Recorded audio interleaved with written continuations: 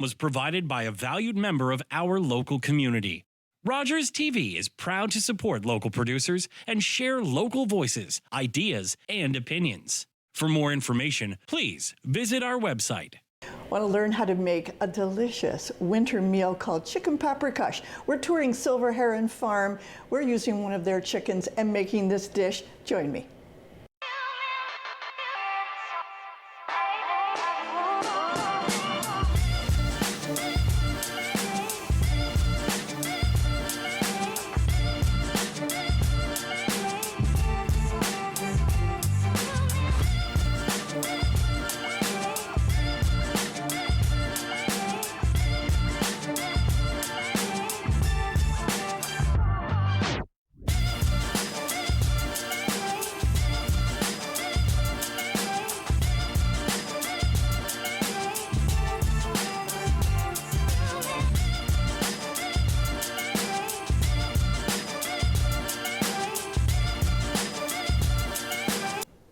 Welcome to our series Farm to Fork. I'm Chef Connie Powers and you're watching Rogers TV. Today we're taking you to Silver Heron Farm in Goodwood near Uxbridge. We went out there on a nice summer day and we were treated to a wonderful tour. They have chickens, cows, pigs, Highland cows, but the main attraction is alpaca. We're not going to cook alpaca. Nobody eats it. We are going to be cooking a chicken dish. One of the reasons why, you can come onto the farm, you can choose the chicken that you would like processed. While I was there, there was an Eastern European woman who was interested in a chicken. She got her chicken, I asked her what she was going to make, and she said, a chicken paprikash dish. Let's do that today. Now, the chicken paprikash is done in 2 steps. So we're going to make the chicken, paprika, sour cream, delicious base, and then we're going to make an egg noodle made with a spatzel maker. So you don't have to have this spatzel maker, this noodle maker. Really, what is spatzel? It's just an egg noodle. So you can make it with this tool. It's a simple tool that you can get at any kitchen store. You can get it on Amazon. But you can also serve just with egg noodles. We are going to make this. So let's start making the base. What I have is just a saute pan. That's what we're going to start the chicken with. You do need some sweet paprika. Don't use the hot paprika. It just doesn't go over. So we're going to dice up our chicken. I'm going to use a separate cutting board. We're going to be using about 4 boneless chicken thighs and 2 chicken breasts. The combination's nice. We start off with about a generous 1/4 cup of butter, and we're going to put that on to start melting. Now, you don't add your onion. I know the natural instinct when you're cooking something like this is to add the aromatics and to add your mirepoix, but today we're going to just start with the meat, get it browned, then we're going to add the onion so it doesn't burn. We're going to slice this into bite-sized pieces.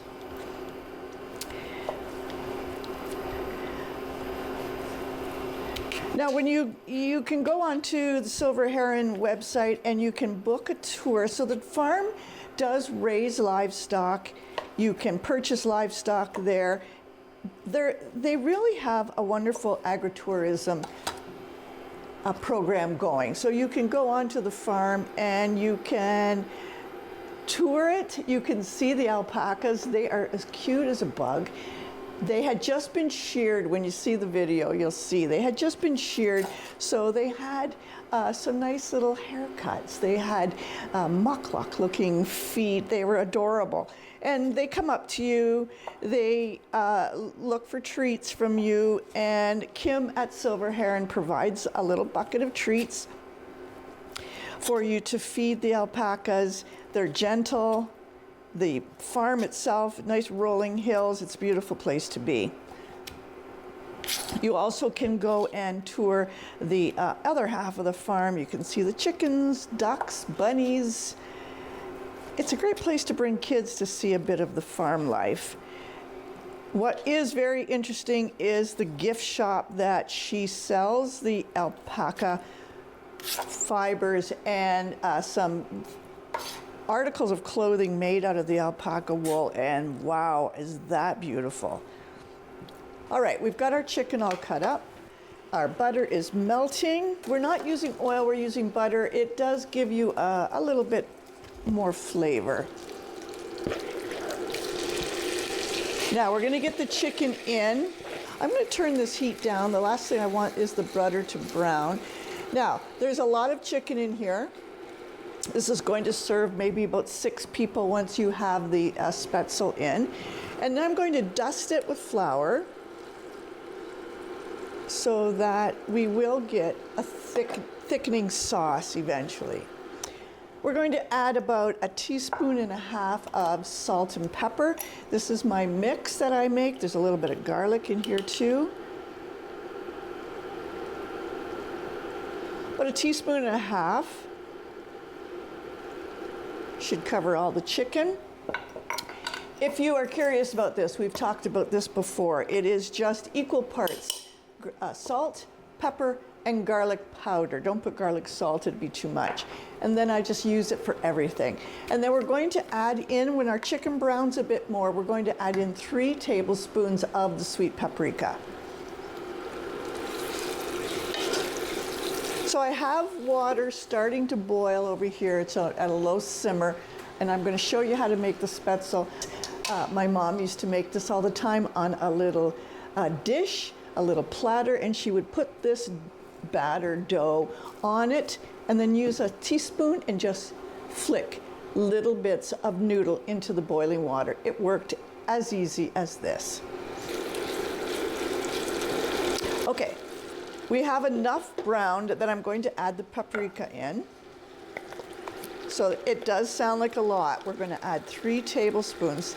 That's one reason why you don't want to use the hot one. It would just be too hot. I know, it seems like a lot. I'm going to just stir 2 tablespoons, see what that, I can tell by the appearance if it's going to be enough. See, you can see it really now coating that chicken. Paprika is just ground peppers. And I'm going to add the 3rd tablespoon.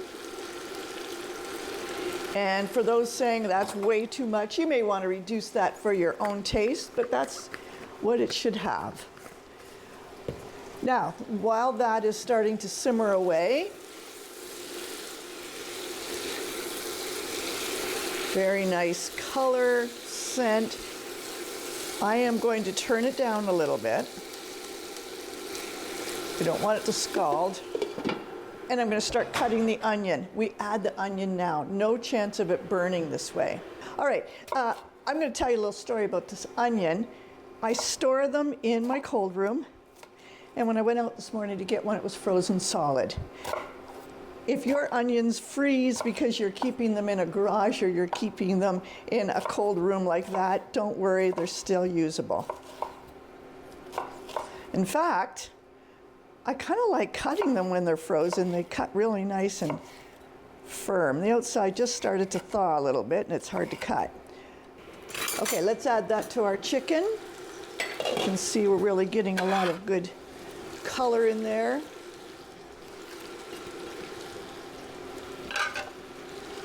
I'll stir this in.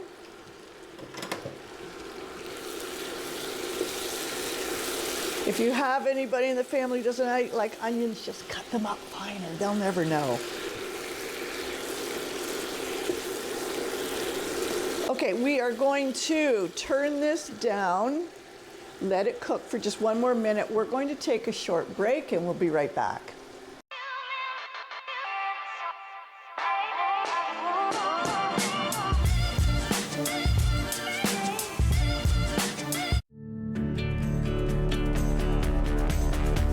This program is brought to you by Rogers Xfinity, connecting you to more of what you love. Visit Rogers.com for more details. I'm Wendell Clark with a word about winning. We all know it takes a team effort in any sport and with any challenge. You can be a part of the winning team that shuts out impaired driving. Whether you're out on the town or just hanging out with friends, drink responsibly. Always have a plan for a safe ride home for yourself, your family, and your friends. You'll be helping to shut out impaired driving. Visit ArriveAlive.org to find out more.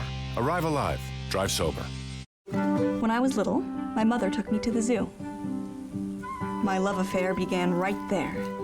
I wanted to know everything about giraffes, but there were no books, so I went to Africa to study them myself. I was expecting Mr. Enos. You misrepresented yourself. I certainly did not. I am A. Innes. If I knew you were Miss A. Enos, I never would have invited you. Exactly. My research was considered groundbreaking and published in the world's top scientific journals. I became known as the first authority on giraffes.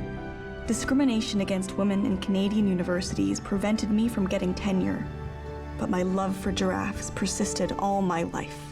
My mother, Dr. Anne Innes Stagg, was the first Western scientist, man or woman, to study any African mammal in the wild. In 2019, she received the Order of Canada. Are you the type who would keep going or stop? It's not easy to stop when you have an addiction. Legalizing cannabis won't stop addiction. It trivializes its consumption. Let's be vigilant. If you need help, visit portage.ca.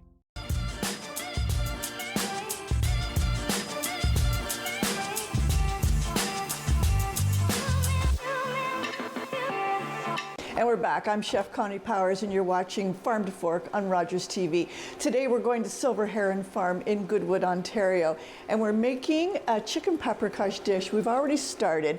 We got the chicken sautéing in a little bit of butter, some salt and pepper, some paprika, the most important part of this, and an onion. And now we're going to continue on making that base. So we add a cup and a half of chicken broth. And that is going to mellow out all of that paprika we put in. You can see it's nice and red, it's rich. So that is going to continue to cook. I turned it down just a bit.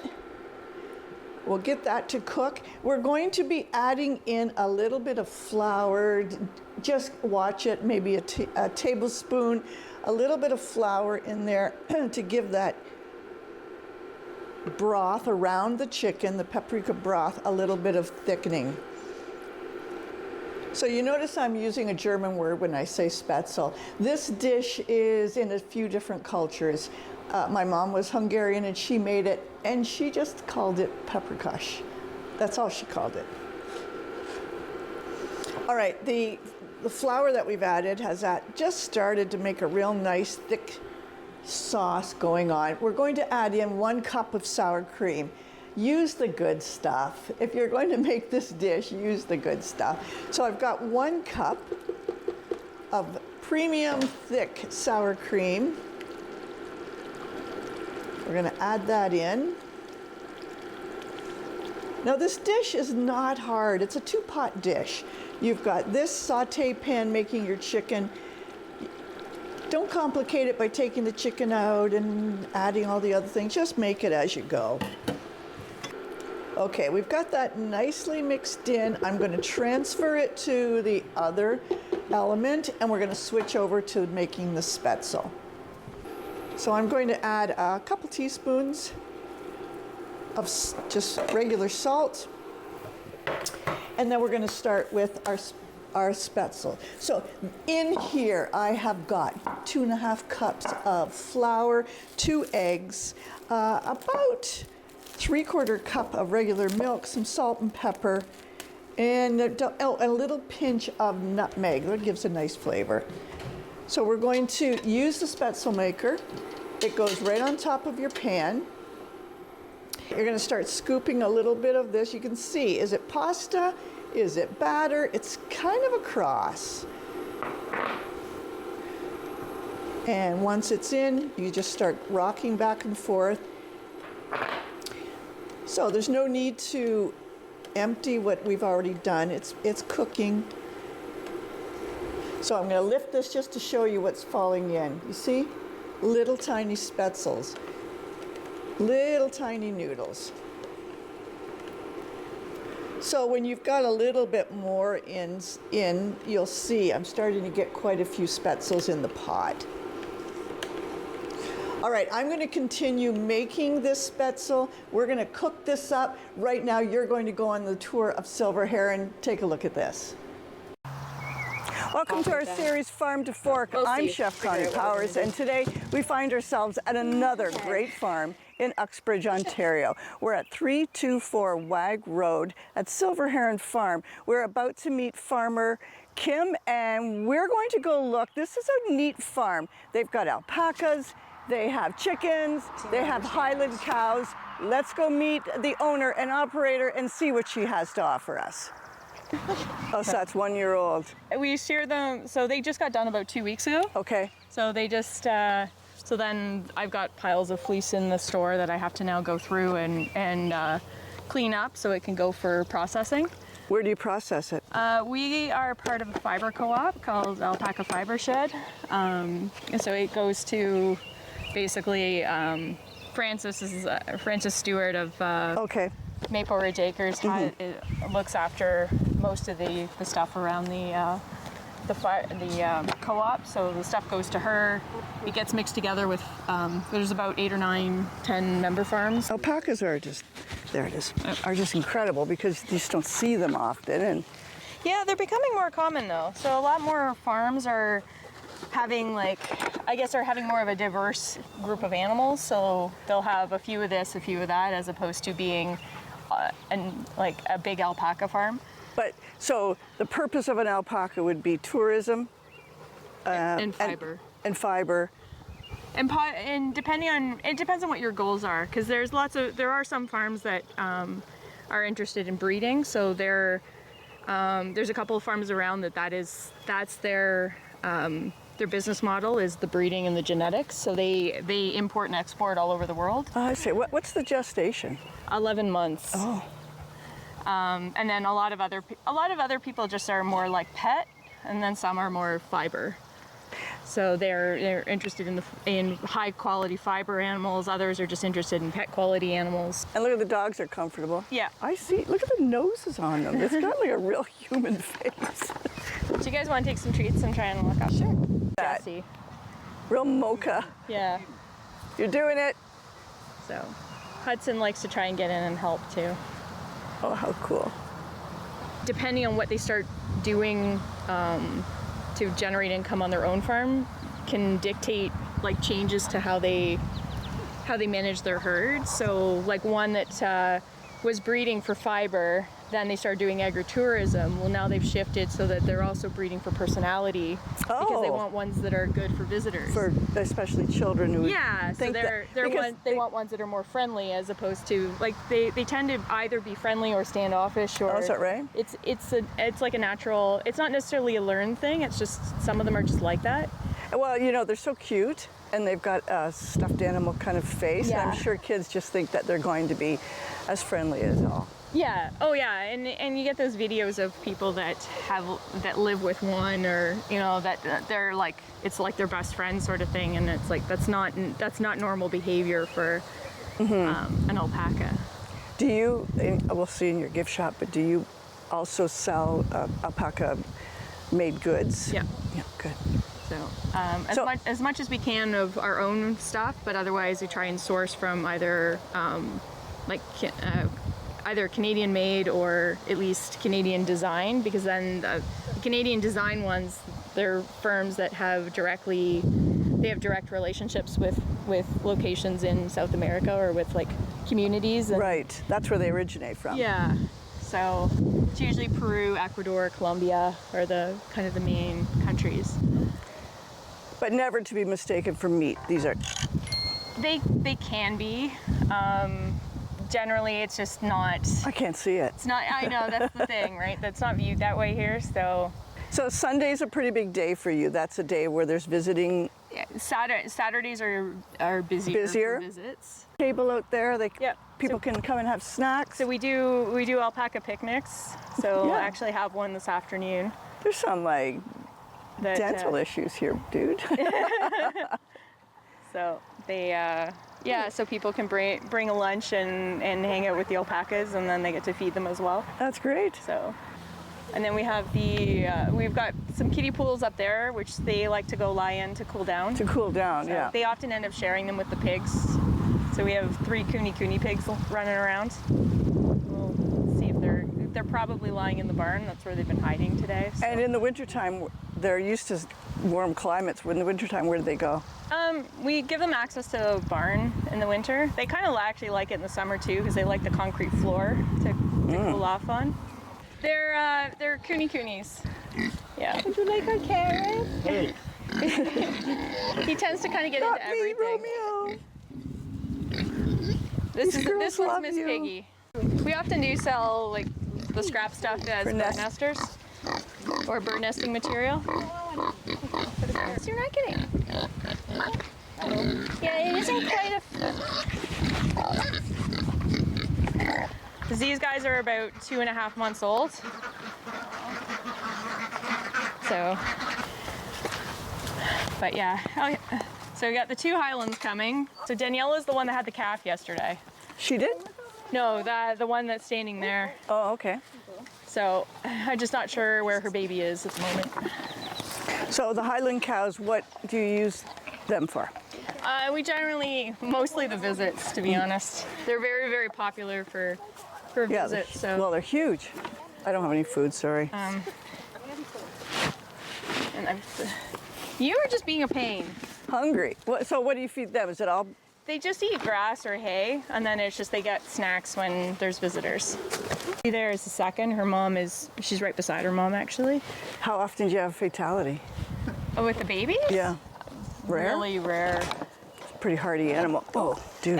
Getting visited by Linda. Look at the horns, man. Linda. Could do some serious damage. Yeah, you have to be aware of the horns. Yeah, for sure. you sure do. And why Danielle is usually the worst one for swinging her head. Hers are bigger. Is that age? That is breed. Okay. So Jetta here is a Dexter. And how was she shipped? We actually went out and picked her up. So it's a long transportation for her. Yeah, it's a long trip. But just pretty much make sure that they have water and food, and it was a larger horse trailer, so they had lots of room. Oh, okay, so they can stay in there the whole trip. Yeah. You're not like tying them up in front of the motel where you stay. Oh God, no. No, they stay at the trailer that we were using has sleeping. Very rare. Yeah.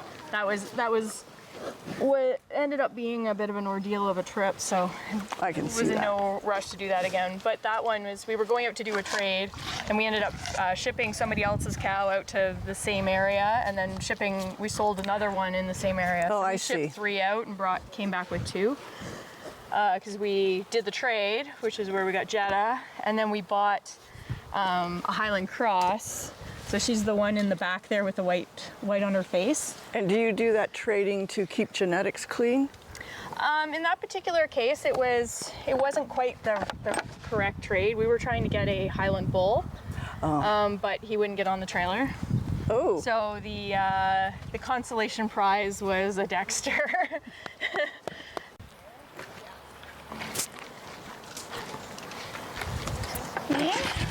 No snacks for you today?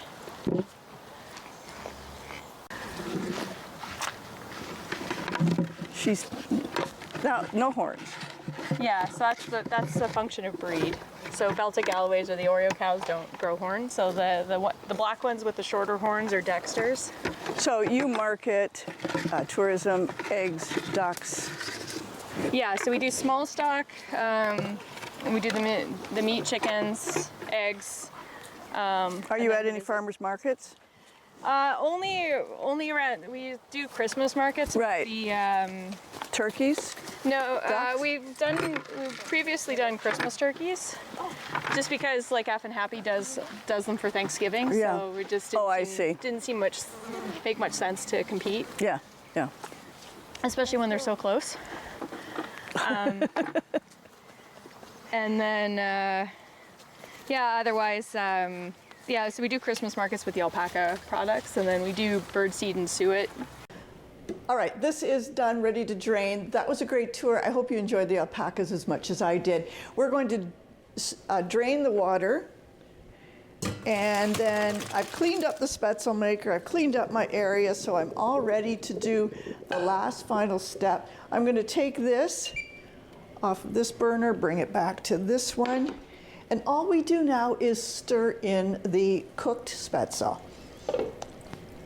So you can see this is bubbling away. I'm going to turn it down though.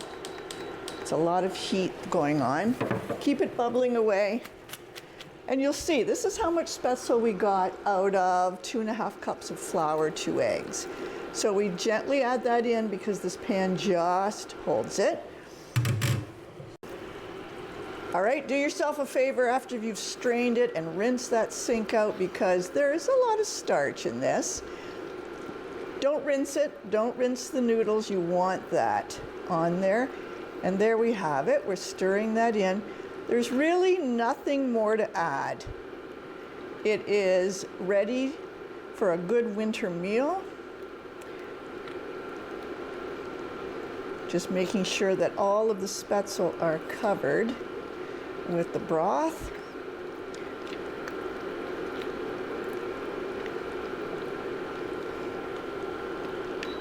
We're going to shut the heat off, and I am going to serve it up in our bowl.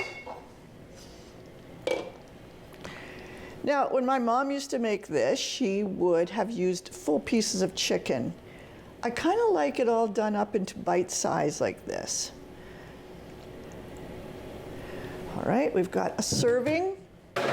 We're going to dress it up a little bit with some parsley, give it a little bit of color. You could put a dollop of sour cream on top of that, but I feel like it's already dressed. So we're going to give this a taste. It's pretty hot. It's perfect. No more salt. Nothing needs to be added. It's perfect. I hope you enjoyed Silver Heron. I'd like to thank Kim for taking us on her farm that day. Happy New Year. I hope that you have a prosperous and healthy 2026. Until next time, keep cooking.